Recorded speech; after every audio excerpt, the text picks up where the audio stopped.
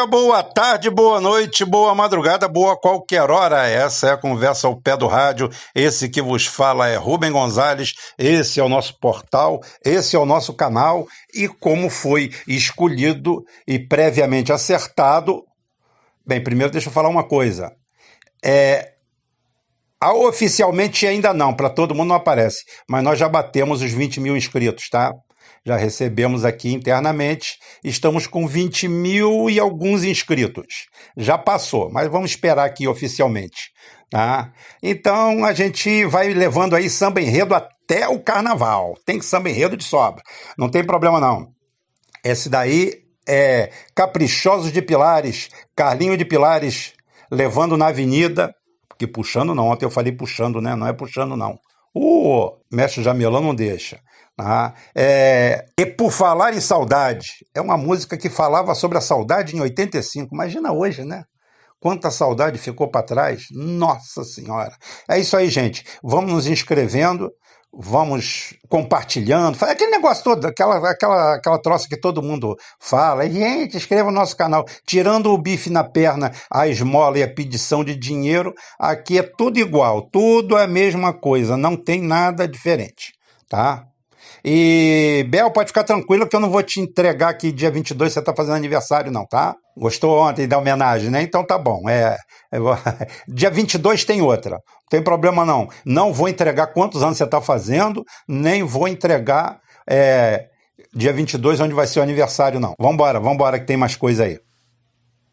Terça-feira a gente continua aí e como sempre a gente faz um link com o ontem, com o passado, para poder falar um pouco do futuro. Deixa eu comentar com vocês uma coisa aqui que se faz necessário. Nesse momento de Capitão Adriano para cá, Adriano para lá, teve gente aqui, teve gente até que, é claro, chega lá, coloca um nickname, né? Inventa um nome qualquer, Joaquinzinho, Sebastião das Quantas, Cidadão Acidentado, ou qualquer coisa, ocidental, acidentado, né? Aí chega e fala assim, você está correndo do assunto do Capitão Adriano? Não, absolutamente. Eu estou querendo ver em quantos pedaços vão dividir esse defunto.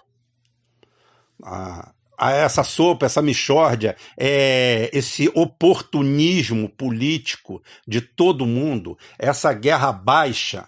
Com isso eu não estou passando pano para ninguém, não. Eu queria que tivesse um pessoal do lado de fora esperando o resultado e uma polícia decente, um judiciário decente fazendo o trabalho dele. É isso. O resto é tudo especulação. E eu não vou entrar mais nesse campo da especulação. O cara era um criminoso comum, estava foragido. Tá? Se tem mais alguém envolvido, é um problema, negócio de qualquer um. Inclusive, deixa eu falar uma coisa aqui sobre o caso da Marielle.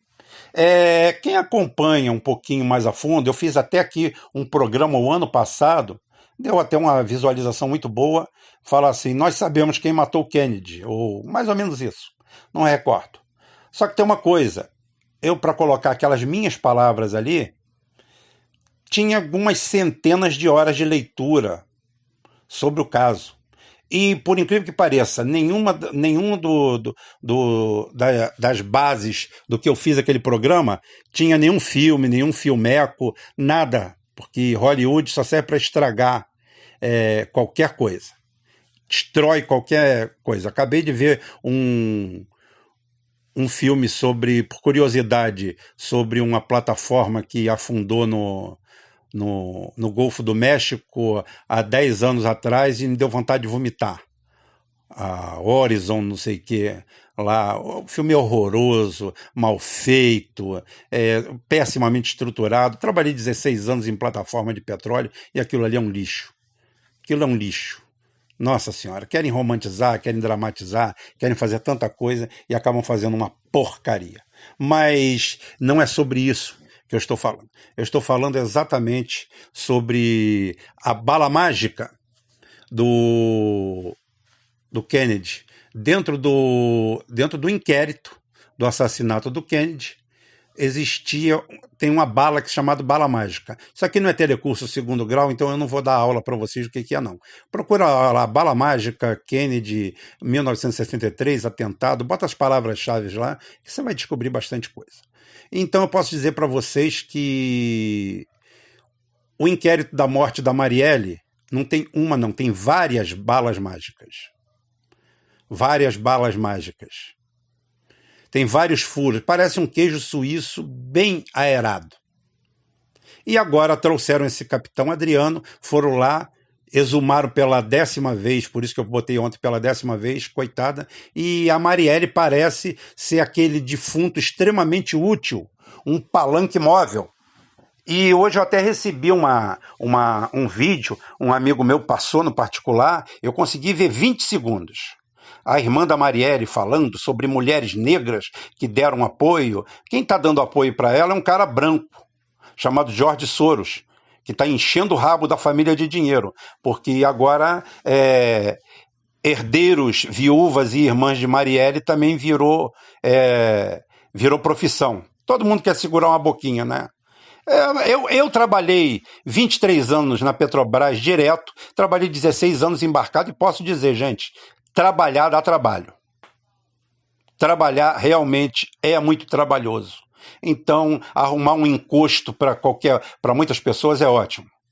Então, é o seguinte, todo mundo, só tenho pena da menina que morreu, até hoje não se sabe por quê, não existe a causa definida, e por enquanto o que vão fazendo é isso. Retiram ela daqui, colocam ali e empilharam mais um cadáver para subir em cima. E eu não vou subir em cima de cadáver nenhum para ficar fazendo ilação, nem puxando sardinha para cá e para lá, porque é o que está sendo feito. O pessoal tentando objetivos políticos em cima de crimes.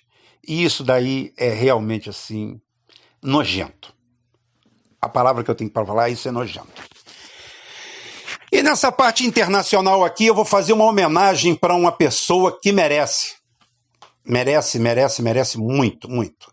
Essa parte aqui internacional vai ser para o meu amigo Caio Castro, que ele pediu para eu falar alguma coisa sobre os aviões F-35 e sobre essa tecnologia dos Estados Unidos, sobre esse magnífico avião que na realidade não passa de um engodo e de um lixo. Um lixo que custou impensáveis 1,3 bilhões de dólares. É um negócio assim do outro mundo para fazer um avião que não vale nada. Quando eu falo não vale nada, não vale nada. Eu prefiro um F-16. Tá? Para começo de papo, para você entender, tá? O que é uma aeronave stealth? A aeronave stealth é uma aeronave... Primeiro, o conceito stealth, ele é soviético. É o Piotr Ufintsev. Ufintsev. É um físico, acho que ainda é vivo, soviético, que veio para os Estados Unidos e criou esse conceito de aeronave stealth. Tá? O que é uma aeronave stealth? A aeronave stealth é uma aeronave pouco detectável, chamam de invisível, mas é pouco detectável ao radar. Ela tem um RCS. RCS é o nome para Radar Cross Section, tá? Ou assinatura de radar. É qual o tamanho que aquilo ali ocupa na tela. Você está vendo um avião lá, ó, cuidado, vê um avião enorme, vê um Boeing ali. Agora você imagina o Boeing ter uma baixa assinatura de radar, ele ser stealth, e você falar assim, não, é só um gavião. Oh, é o Tião Gavião, tá? Isso se consegue porque ele reflexa as ondas do radar ou absorve as mesmas. Quando ela absorve as mesmas, ela usa a RAM, que é Radar Absorbed Material. É um material feito com bolinha, com esfera, que custa uma fortuna, que eles pintam esse avião com isso. Então, é assim que eles conseguem o tal do avião stealth, um avião que teoricamente pode atacar qualquer lugar sem ser atacado, sem ninguém ver. Oh, da onde veio? Oh, como é o negócio? Meu Deus do céu! Oh, fomos atacados! É um elemento de pulso eletromagnético. Tá? Inclusive, vou aproveitar esse gancho aqui para dar uma explicaçãozinha que tem tudo a ver, tá? É a mesma coisa, não estou fugindo do assunto. Eu estou fazendo um pouquinho de cultura inútil de graça para vocês. É sobre celular. Em muito lugar você vai ouvir dizendo que o celular causa câncer, pode derreter seu cérebro, pode fazer um monte de coisas, e eu quero dizer para vocês que esse risco não existe. As ondas eletromagnéticas, elas são divididas, elas são a linha, né? Então é o seguinte, elas são divididas. E não ionizantes, que são as ondas longas, como se você fosse um desenho, você fosse fazer uma serpentina. Longa, longa, longa. E as fontes ionizantes, que elas são muito próximas. Essas sim atacam até o seu DNA e podem te dar câncer. Um celular, você precisaria ficar com ele 6 anos direto, 24 horas por dia ligado no ouvido, tá? Para ele te causar algum problema. Mais ou menos isso, direto, sem desligar. Uns 6 anos. Por quê? Porque as ondas de micro-ondas, as ondas de rádio, elas são fontes não ionizantes. Fonte ionizante já é, por exemplo, o raio-x. Todas essas fotografias que a gente faz, essas sim. Essas daí têm efeito destrutivo. Essas daí podem alterar até seu DNA. Então, é o seguinte, para você ver, um micro-ondas que esquenta a sua água ali tem 800, 900 watts. Um telefone, você falando nele, ele tem 0,1 watts. Ele não chega a 3 watts quando está tocando no máximo e você vai atender. E você é exposto àqueles 3 watts por meio segundo, 1 segundo. Depois ele cai para 0,1, 0,2, estourando 0,3 watts. Então, aproveitando o gancho para explicar isso aí. Mas o que acontece? Isso daí é o que eles chamam do caça perfeito. Inclusive teve canais especializados aí, de gente especializada que entende muito falando isso. Foi aí que o Caio Castro chegou para mim e me pediu: Rubem, faz alguma coisa. Vou fazer sim. Tá? Então é o seguinte, esse RCS é assinatura. Por exemplo, um F-22 tem um RCS, uma assinatura de radar, tá? Um Radar Cross Section, em torno de 17 a 20 vezes menor do que um Sukhoi 35. Assim, então o Sukhoi 35 não tem a mínima chance contra um F-22. Só que na prática a teoria é outra. Por quê? Porque esse sistema stealth se chama, vamos dizer, uma invisibilidade passiva. O que é uma invisibilidade passiva? É assim, eu não vejo, ninguém me vê, mas eu também não vejo ninguém. Por quê? Porque não é só a superfície do avião que conta para ele ser identificado. Tá? Ou seja, você vai ligar um radar, você vai ligar um sistema, você vai ligar um rádio, você passa a ser visto. Existe um sistema de triangulação, e aí a porca torce o rabo, porque nós vamos entrar em outro campo. Tá? O outro campo é que hoje, quem fala isso daí não sou eu, é o próprio Pentágono que fala isso. Hoje você tem 2 formas de pegar um caça stealth. Os caças stealth eles foram testados para a banda L, para a banda X. A banda X são os novos radares, os radares mais modernos, e ele se torna praticamente invisível. Você acha que é um pardal, uma andorinha voando. Legal. Só que os antigos de banda L ou métricos pegam ele. É só isso o problema? Não. Os aviões russos hoje estão com um radar duplo, XL. Ou seja, eles pegam as ondas centimétricas e as métricas. Mas podia ser pior, e é. Tá?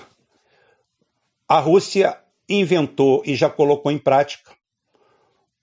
Lembra os íons, as fontes não ionizantes?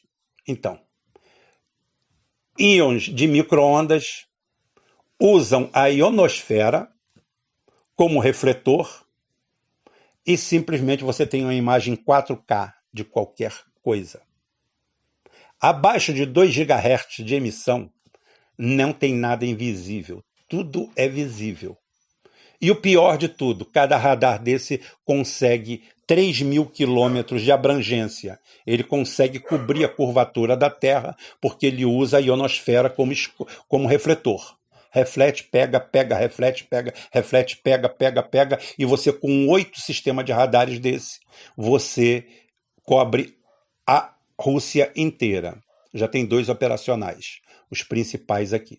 Por isso, quando eu falei o outro dia aqui, teve gente que falou: ah, você fica dando uma de profeta do Apocalipse? Não, estou dando uma de profeta do Apocalipse, não. Eu estou falando que se os Estados Unidos continuar se tornando totalmente inconveniente para o resto da humanidade, tem problema para eles sim.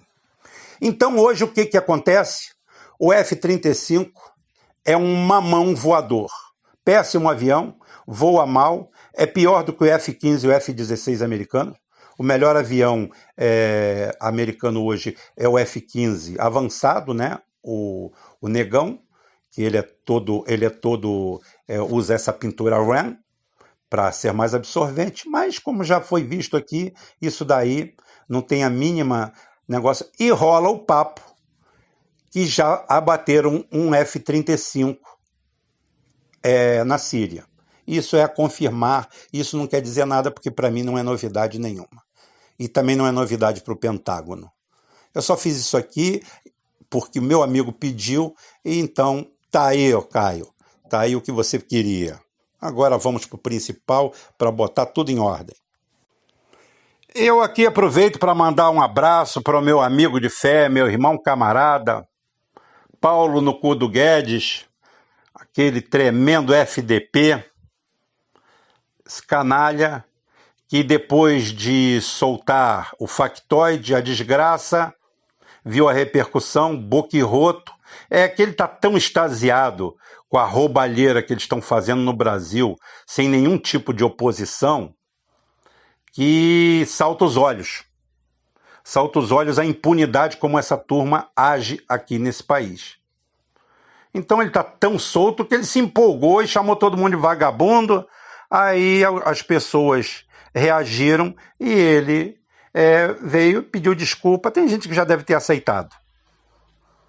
E hoje, 11º dia da greve da Petrobras, greve dos petroleiros, eu não vou abandonar a causa. Eu devo vir com coisa pesada ainda essa semana. E estou aqui cobrando. Cadê Ciro Gomes? Cadê Lula? Cadê Witzel? Cadê todos eles? O problema não é de esquerda nem de direita. Inclusive, todo partido que tem um T de trabalhador na sigla teria obrigação de ir lá. Agora, eu soube uma conversinha aqui por trás que tem um conluio assim, tipo, aquilo lá é do PT. Que é do PT o quê? Onde trabalhador é do PT? Onde sindicato é do PT? Vamos parar com isso. Manda político trabalhar. Vai trabalhar, vagabundo. Não vem tentar aqui estragar a vida de trabalhador, não. Sindicato tem que ficar longe de partido. Só chegar perto de partido para uniões pontuais. Só isso. Tá? E eu hoje vou falar de segurança. De um fenômeno que nós estamos presenciando. Mas, antes de tudo, deixa eu dar uma chamada aqui para quem acredita em traficante light, nessa Escandinávia que essa New Left prega para todo mundo. Bem, primeiro dizer que ontem houveram acho que 2 ou 3 assassinatos aqui no Morro do Rio de Janeiro, inclusive de um professor, um sociólogo lá, mas não deu repercussão nenhuma porque foi guerra de quadrilha, uns matando os outros. Então, como não tem o Estado, não tem a polícia para satanizar, o pessoal está quieto, o Marcelo Freixo está calado, está todo mundo quietinho, quietinho, quietinho, sem dar um pio,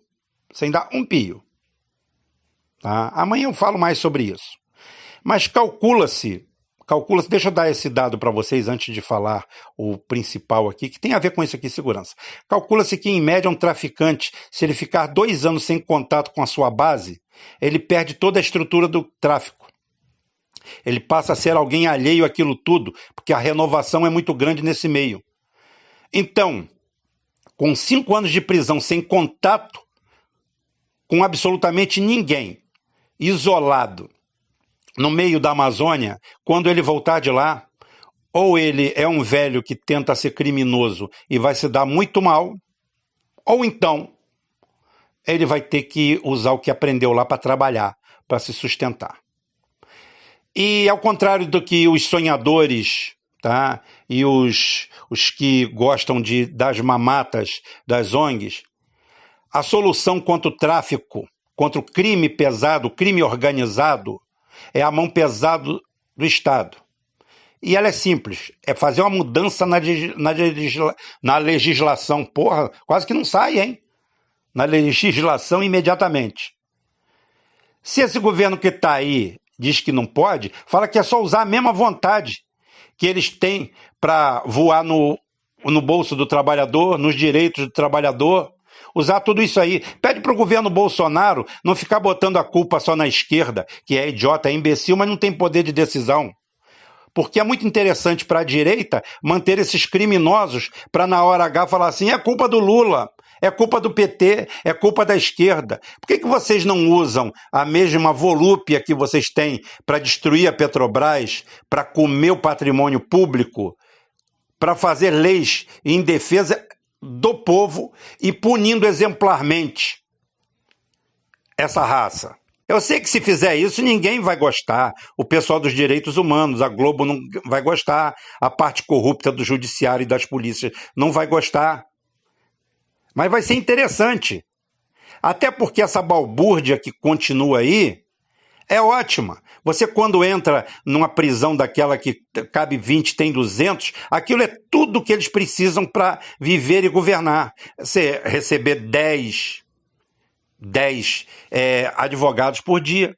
E a gente só vai mudar quando botar nossos traficantes para trabalhar, plantar batata, cenoura, cana-de-açúcar, calo na mão, fazer concreto. Imagina o Fernandinho Beiramar.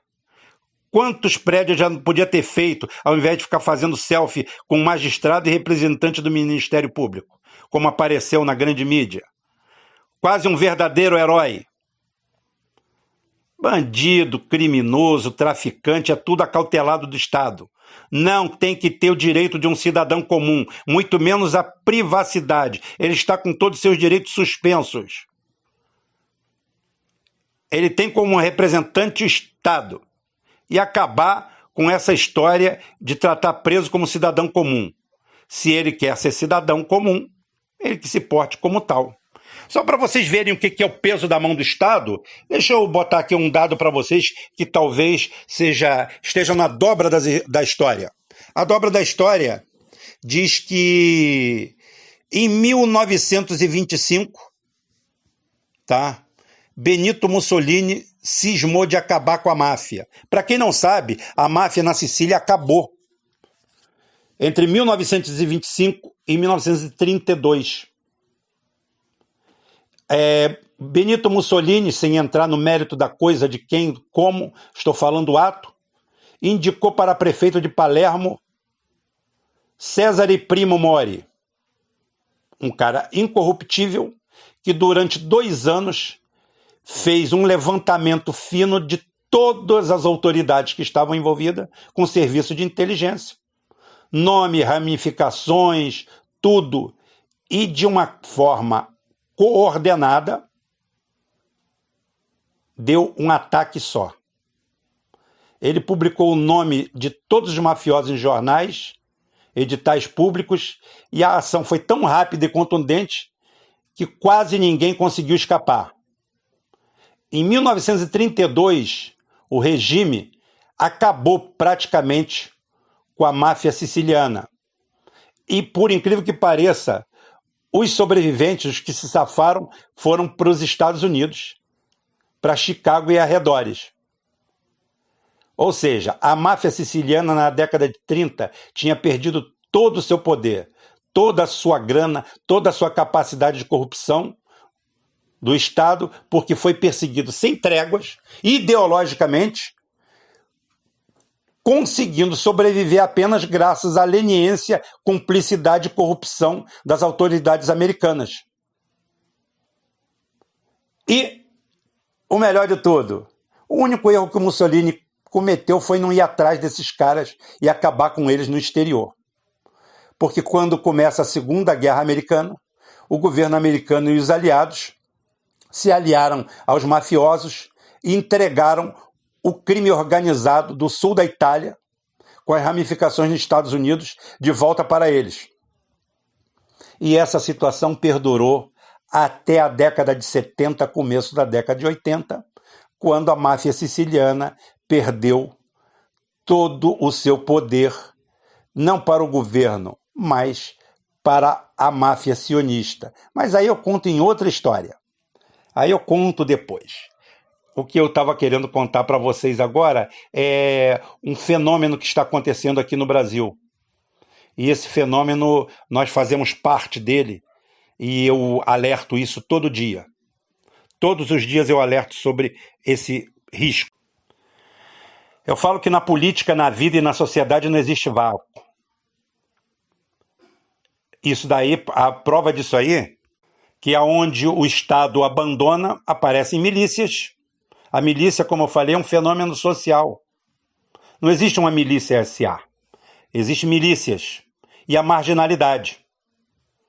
Tá? E quem trabalha nesse meio aí, hoje, virou moda a gente vilipendiar, jogar na sarjeta. E esses homens, que é a polícia brasileira, tem essa função inglória, são os lixeiros, os abutres da sociedade, que tem o mais alto índice de homicídio profissional do país. E fora isso, você vai falar, claro, eles mandam, eles podem não. Eles têm o maior índice de suicídios no país. O maior índice de suicídio no país são de policiais. E provavelmente PMs do Rio de Janeiro e de São Paulo. Gente que convive com a violência todo dia e não aguenta a pressão. E o que fazem os nossos partidos de esquerda humanitários? Batem palma e dizem que policial é porco de farda. Mas como eu falei, não existe vácuo nessa sociedade. E o buraco deixado pela esquerda trabalhista, que deveria tratar todo e qualquer cidadão que possui uma carteira de trabalho, uma carteira funcional, como igual, agora não precisa mais cuidar disso. Porque a Igreja Universal do Reino de Deus, tá, já criou esse serviço. Ou seja, o que nós deixamos de fazer, os neopentecostais estão fazendo, com rara eficiência. A Universal criou um núcleo que vai aos quartéis com capelães, com pastores, fazendo um trabalho até um tanto ecumênico, respeitando outras religiões, incrível. E fazendo um trabalho espiritual com esse pessoal, abandonado, jogado na sarjeta, porque virou bonito, legal falar mal da polícia e romantizar a vida, o currículo e o modus operandi do traficante. É isso que a nossa sociedade fez. É isso que nós criamos. É esse o monstro que nós criamos. E depois você quer resultado disso aí. A periferia não suporta o bandido. Só quem gosta do bandido é a esquerdinha romântica, a New Left, a mídia, as think tanks, as ONGs que sabem que quanto pior, melhor. E os partidos políticos de esquerda esquecem que as tropas de segurança no Brasil são mais de 600 mil homens, espalhados por todos os municípios, sem exceção. Isso os transforma na mais extensa categoria profissional de trabalhadores e, ao mesmo tempo, a mais sofisticada máquina política nacional. Isso foi captado pela equipe que gerenciava a campanha de Bolsonaro. Então não adianta só vir falar em fraude, nisso, naquilo, ditadura, no Lula, tá? E eu achava que a segurança pública só elegeria um candidato daqui a uns 4, 8 anos. Mas a minha previsão estava certa, só a data estava errada. O país já estava pronto para isso, por não aguentar mais. Então hoje nós temos policiais abandonados à própria sorte, satanizados pela esquerda, que estão parando de se suicidar e passando a carregar uma Bíblia embaixo do braço. porque essa foi quem foi lá se solidarizar com eles. Foi essa turma que foi lá estender a mão. E eu, como policial, ficaria lisonjeado de receber o afago, o carinho de alguém. Como eu falei para uma amiga minha, falei assim, afago e carinho e cafuné até o de um macaco vem bem. Não tem problema. O importante é isso.